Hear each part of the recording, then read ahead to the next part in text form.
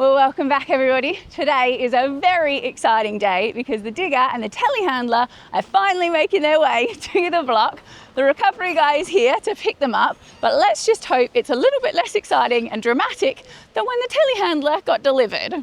Only thing is, we've got to get all the attachments on. So first job is we need to get the man cage on the front and strapped down. Then we've got to go and pick up all the buckets and get them on too. A face of concentration. Don't think we've ever seen John be so serious for so long.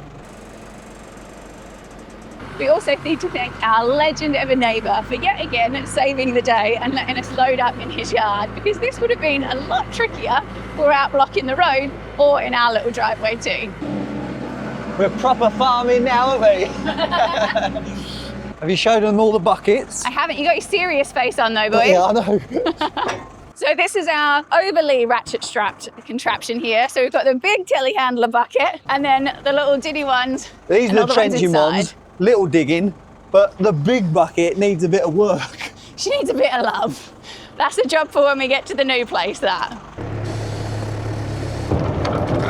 You hear all the squeaking, well that's the poly bushes. I think where all the rain's got into them, they've just dried out, so we'll need to give them a good WD, but the worst thing is you can't grease them.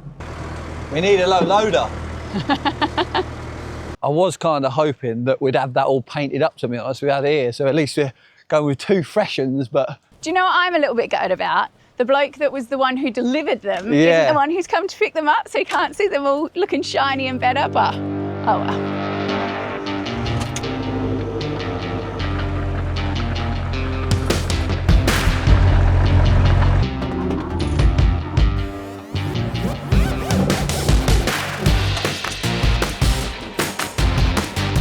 What is that?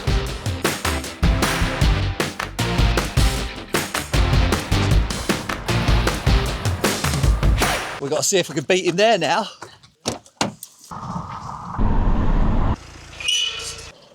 There he is! Time to bring it home, boy. You know what's funny? These look massive back home in the drive. Now we're here, looks like a toy. We needed a bigger one. Look at it, a little dinky one. Do you know what it looks like? Looks like the one we used to have. Wait, you grader. Lucky's got me really, innit? I've got to remember we're on the wrong way as well. I'm desperate to go and dig something with it now.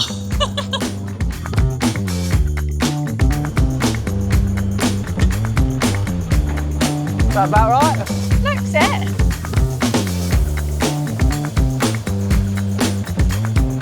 It's not on properly. Oh my God. This is not health and safety approved. You want to get in and go up now? No, thank you. I think the ground... I'll get you right though. I thought you was meant to be health and safety here. This is not health and safety, this. You're a proper farm person now, look. Kitchen a ride.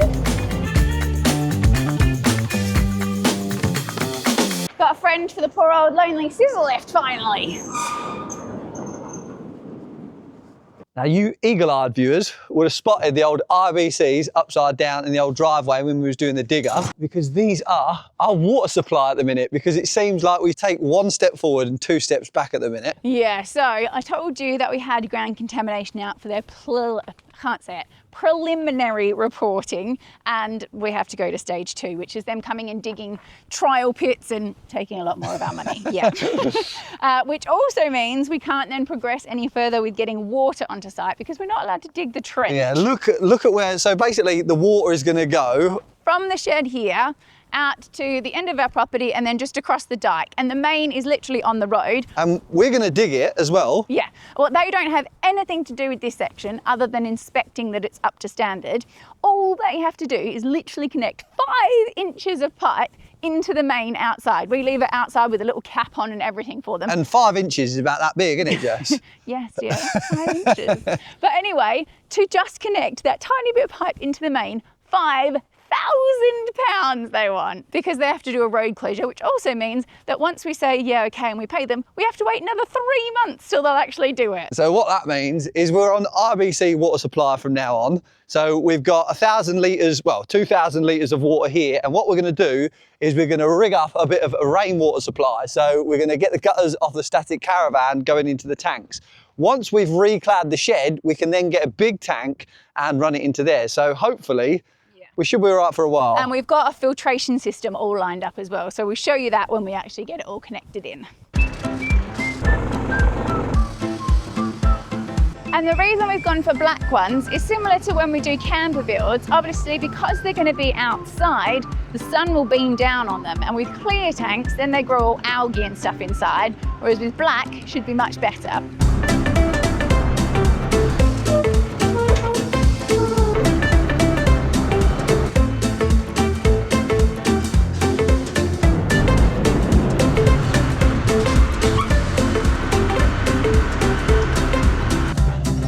She thinks she's a pro now with one handler. Gangster, baby.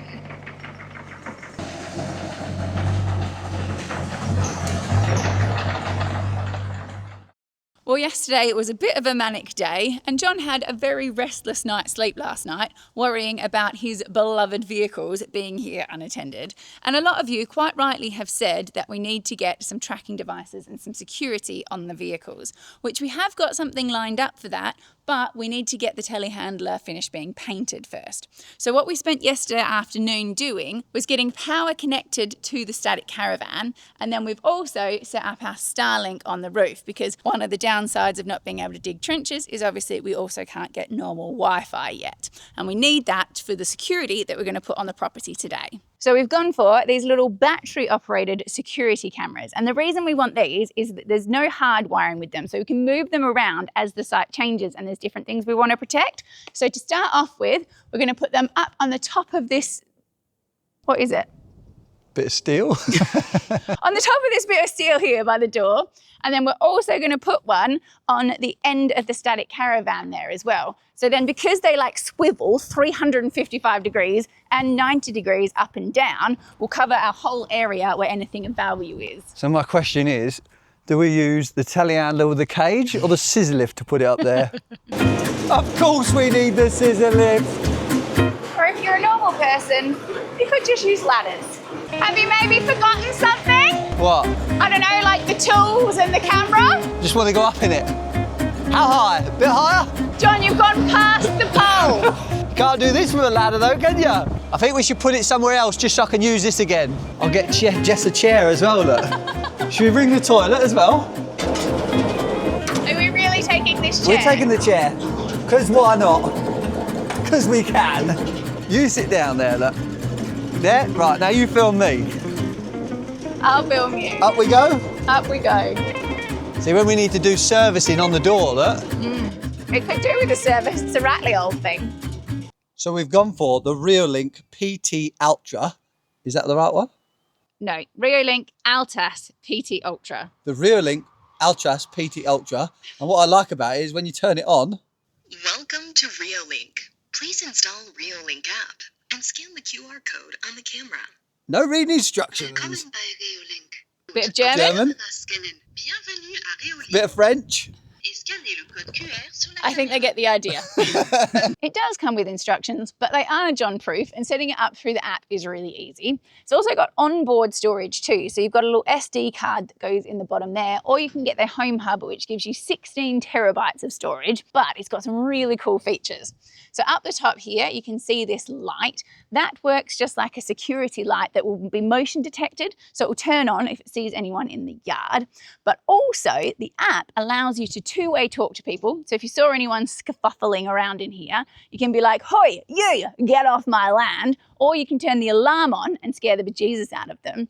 And it gives you 4K colour night vision, which if you did have any scoundrels that you needed to use evidence of, then obviously you can see their faces a lot better and clothing to help identify people too. Because it's the battery model, you get the old solar panel that goes with it, slots on the top of the bracket there like that, and then it just plugs into the bottom of the camera.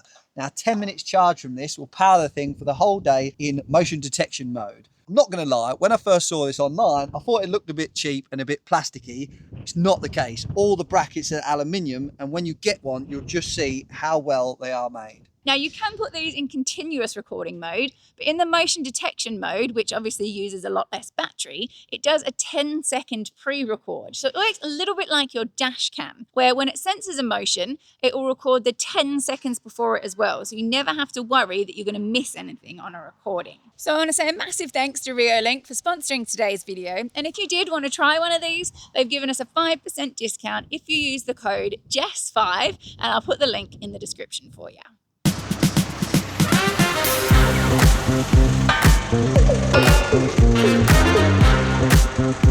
How's that pallet truck working out for you? She is ripper, I'll give you that. That's the only thing now. Everything is on pallets. We need to get some more pallets. Today, I have a very strong feeling of deja vu. It's Russ Rover time.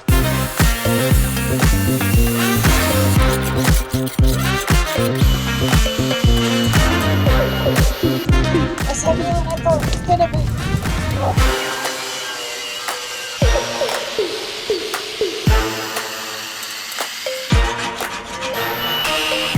I question whether it's worth taking all the lights off at the plugs and the wiring and all that sort of stuff, and then I get it off and find big rust spots like that. It's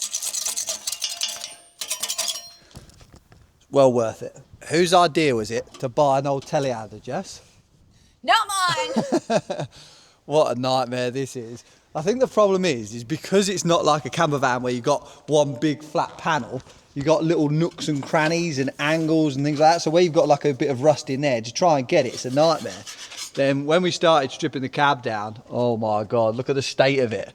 So because there was a bit of a rust on top, as soon as we started taking that off, it had blown the paint underneath, so it's just blown like plaster. But we've pretty much taken all the brackets and the accessories off that we're going to do. So dare I say we're going to give it a bit of a final rub down out here. And you might be thinking, why are we outside? Well, we need some fresh air, don't we? Because the amount of crap that's coming off of this is unbelievable. So It is a mess. It is the worst vehicle you have ever purchased, Mr. Payne. But the worst thing is we've still got to take all the wheels off. And then, I don't want to know what we're going to find. And then rub down everything in there. So come on, let's get her inside. I thought we were giving her another rub down outside. Give her a rub down outside. Then we'll take her inside. Take her inside. I think I must be maturing. I didn't make a joke about the rub down. You're going on about it now. I just need to go blow some stuff off. Look at maturing.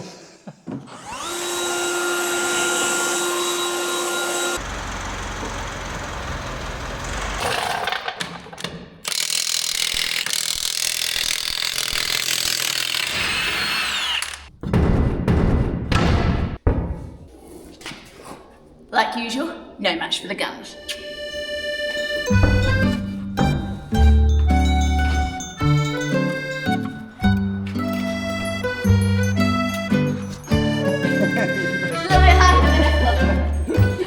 Alright, maybe a little bit. These ones are a little bit bigger than what I'm used to dealing with, like the ones on the Landy and the Pins. I reckon they're double the size, but the reason we've taken them off is because it gives us better access to the undercarriage of the Telehandler to paint it, and also because this is the only wheel that's in any kind of decent shape. The others are a total mess, so it'd be a bit of a shame to have that all shiny and new and then have scabby old wheels on it, so they need painting too. We've got to take the tyres off, and normally Jess gets on the old tyre machine to pop the bead. Like these ones might be a little bit beyond me. Yeah, and to do these, what they've got, the tyre fitters have got a special tool to clamp to the rim and pop the bead on the tyre. We haven't got that, but we got the next best thing. I do have to say at this point that I'm not exactly convinced by the safety of this harebrained scheme, but he assures me that he has done it before and this is going to work and we're not going to die. You do realise if you kill me doing this, there'll be no one to help you build your dream shed, yeah? So I blame my dad for this one because he's just as tight as I am, and I always remember when I was a kid, when he used to change tyres, he used to do it himself, and he'd use a car to run over the car tyre to pop the bead on the rim, so... He used to run over the tyre with a car. He's army. Like, when you're in a desert, that's what you do, isn't it? Oh my God. Yes, look at that. Right, now you need to swap that over. flip How that. is it you're doing the job in the digger and I'm going to do Well, this you job? do this, look.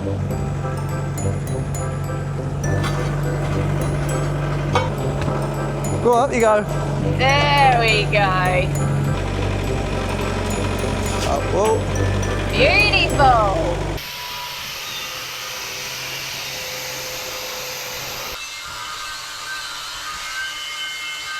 Well, I'm not ashamed to say it. I owe John an apology. It was not a harebrained scheme to use the digger. It was pure genius because I have absolutely no clue how we would have got those off had we not used the digger. It was brilliant. But we got all the wheels prepped. And when we were outside, we got all the windows out as well. So this is true this time. It's not like the JCB. This is as stripped as it's going to get. I have made a bit of a mistake, which I'll show you in a second, but I'm so happy to show you this.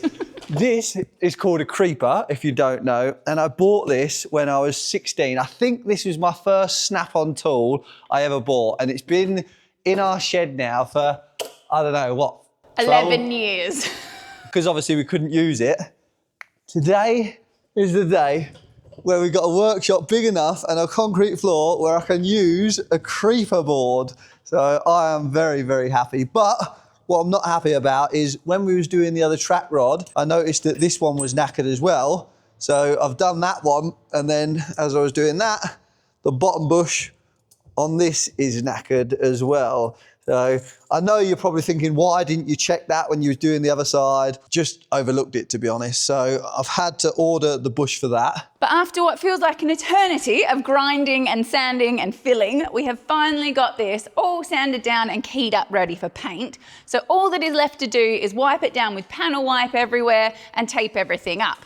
And on that note, I have to do a special thank you to you guys in the comments because after my genius idea with the cling film, you guys have brought up tin foil. So we can just wrap this and scrunch it around all the pipes. Not the whole thing, just not the whole thing. pipes and bits like that. So, but what I figure is you probably don't want to watch an entire day of me wiping and taping and swearing. So by the magic of YouTube, we're going to ta-da! She is all taped up. Isn't YouTube clever? What I will say is 10 out of 10, not even 10 out of 10, 11 out of 10 on the tin foil trick, because you can see where we've put it around all the pipes here, but most usefully, we have put it up over the exhaust here. Looks like a spaceship, I know, but because we're gonna have to move the boom while we're painting, we're gonna have to turn the engine on. And if we had done that out of sticky tape, it would have been a wild old mess when we were done. Yeah, and it's been a bit of a nightmare because obviously I've jacked the wheels up off the floor, but round on this side, there's like a load sensing device on the back of the axle on the hub here. And what that does is if there's too much weight coming off the back axle, it won't let you lift the boom up and down. So that you can't tip up, basically. Yeah, but so there is an override somewhere, but I can't quite work out how to do it. So what I've had to do is I've had to put the axle stands on the hubs. So at least there's a bit of weight on there anyway. So hopefully we can start it up, lift the boom and get painting. But I'm not looking forward to this. We've been 2 days at this. It's been a nightmare, but there's so many bits that we're gonna have to get into and nooks and crannies, and there will be some bits that we're going to have to paint at the end, like because obviously we're using the legs at the front to hold it steady, which means that we can't paint all underneath here and all underneath here, so we're going to have to roller that at the end, and it'll be a bit fandango. This is spray booth 1. And this is spray booth 2. Now, someone suggested when we picked up all of the racking for the shed that we should have a new theme tune, and that new theme tune is we're gonna do some sketchy doo-da, doo-da. And I think that that's pretty appropriate considering the way that John has held these scaffold tubes up with G-clamps. It's called Genius, Jess. But she did make me, to test it out, I had to do pull-ups on it to make sure it wasn't going to drop down. And then the ones in here, we've got hanging up with old pieces of baling twine. I told you that I could fix just about anything with baling twine. Here's my evidence. But there's this bracket here. Before I paint it, I need to show you, because if you see it, you'll give me grief.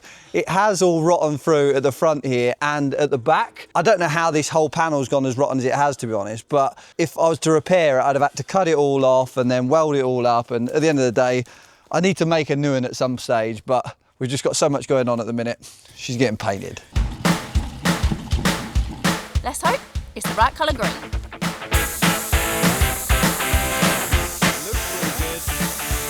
It's luminous. It looks radioactive.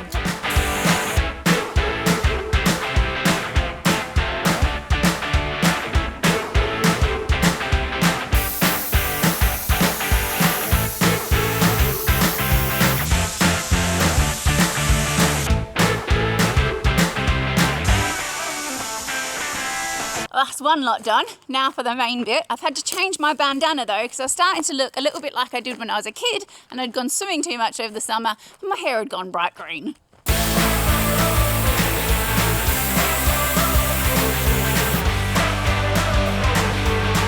It's going pretty good. I thought the best way to show you that is I've only painted half of the front here. So this is what it looked like before, and this is what it looks like after.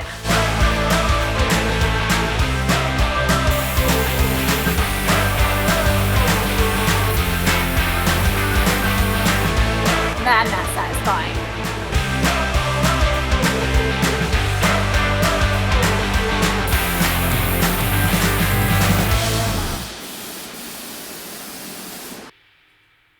We now have a green machine. We're considering what to call it. There's the Hulk, Kermit. Monster, because it's monster green. But I also particularly like Alphaba, because then when I'm up in the man cage, I can be singing Defying Gravity at the top of my lungs. But I'm looking forward to the comments anyway, because when we did the JCB, we had loads of good ones. My two favourite was Phil and Doug for the old digger anyway. Oh. But yeah, so tell me what you think we should call it. But what a nightmare. So on the old digger, we used 5 litres of paint. When we painted Big Red, we used 5 litres of paint. This took 10. And that was us only doing 1 coat in some places. We did 2 or 3 in the areas where it was particularly rusty, like at the front here, but we just made it. But with things like this at the top here, that was an absolute nightmare to paint, to get into every like nook and cranny. So one thing's for sure, I won't be painting a Telehandler ever again, which means we'll be keeping this forever. It wouldn't be one of our recent episodes if it didn't include a beauty marketplace find, as John would call it. This is our brand new, although no longer brand new, second-hand extractor fan, which came in really handy yesterday, sucking all the fumes out. John was very pleased with himself. £80, he would say. There's no jokes about that now. Oh, no jokes. Obviously, one thing that would have helped us perhaps get a little bit of a better finish is if we had some more complex lighting systems, because that one light bulb. So no remarks when it comes out next week, and it's patchy as hell, all right? But one thing that we intentionally didn't paint is this bit of the hub here, because John has taught me you don't paint this bit because otherwise you can have issues with wheels vibrating and bolts coming loose. And we really hoped that we were going to get all of the black bits painted and the wheels back on for you this week. Stickers and everything. But yeah, not going to happen. She has worn us out. So next week, we're going to get all those bits back together and give her first proper use. See you next week. Then.